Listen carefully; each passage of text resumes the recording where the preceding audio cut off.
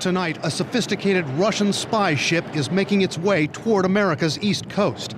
A U.S. military official tells CNN the ship named Viktor Leonov was seen leaving Trinidad and Tobago in recent days and was last spotted near the Dominican Republic. Russian intelligence gathering ships don't come around for protocol visits or flag waving. A U.S. official says the Russian spy vessel has lurked along the east coast of the U.S. before, passing sensitive Navy installations like Cape Canaveral, which handles underwater operations, Kings Bay, Georgia, home to nuclear ballistic missile submarines, Norfolk, the world's largest naval complex, and New London, Connecticut, another major submarine base. What kind of intelligence will the Leonov likely be after this time? So the Leonov probably will hunt around for signals intelligence, what communications it can intercept, electronic intelligence, whatever it can get its hands on in terms of various emissions, and will try to track or pick up signatures below the surface of U.S. submarines. And more than likely, the U.S. military, the U.S. Navy will respond to it, and the ship will, of course, be looking to see what additional data it can gather from the various ships or aircraft the United States Navy sends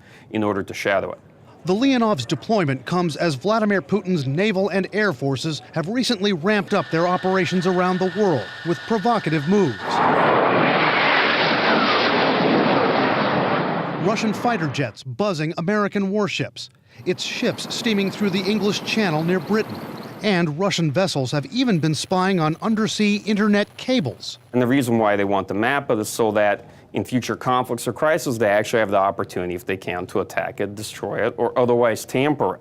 A dangerous game that has observers concerned tonight about a hunt for Red October-style confrontation at sea if a ship captain or a pilot miscalculates and fires on an adversary.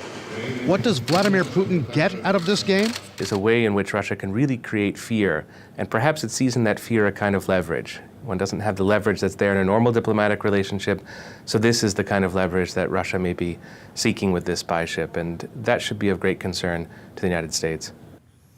This is also part of Vladimir Putin's grand strategy, experts say, not only of projecting Russian naval power around the world, but also signaling to his American and NATO adversaries to stay away from his turf, those naval bases in the Baltic and Black Seas, the Pacific, and in the Arctic Ocean that the Russians value so much. Wolf? Brian, there are indications that U.S. vessels routinely spy on those installations. Is that right? That's right, Wolf. In fact, some of the confrontations that Russian ships and planes have had with American warships and fighter jets have been in those very regions, especially in the Black Sea and the Baltic Sea. The Russians seem to get very jittery when American forces are in that area, and they make very provocative maneuvers.